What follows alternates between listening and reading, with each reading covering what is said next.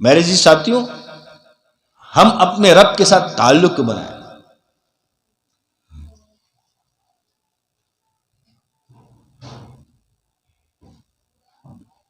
بنائیں گے نا تعلق انشاءاللہ. نمازوں کی ہم پابندی کریں گے انشاءاللہ تعالی.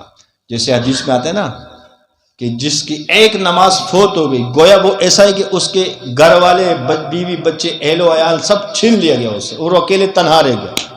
ایک نماز کے فوت ہونے کا اتنا بڑا نقصان بتایا گیا. میں بھی زندہ ہوں، میرے بیوی بچے کوئی چھین لے، اہل و عیال سارے چھین لے، مال سب چیز لے، میں اکیلے رہ جاؤں، نہ پتہ کسی چیز کریں، کتنا بڑا نقصان ہوا. اسی طریقے سے حدیث میں آتا ہے کہ ایک نماز کے فوت ہونے پہ اتنا بڑا نقصان ہوتا، بلکہ اس سے بھی زیادہ. سمجھانے کے لیے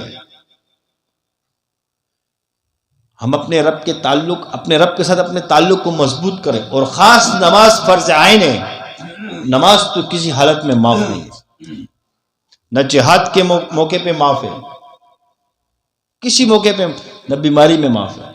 حتیٰ کہ یہ نرمی بیچ میں ہے.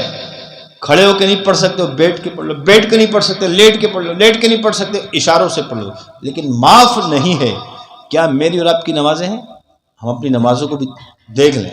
نمازوں کے ذریعے سے، نوافل کے ذریعے سے، قرآن کریم کی تلاوت کے ذریعے سے، ذکر و اذکار کے ذریعے سے، نیک صالح اعمال کے ذریعے سے اس رب کے ساتھ اپنا تعلق بنائے، اس رب کے ساتھ اپنے کنیکشن کو مضبوط کرے.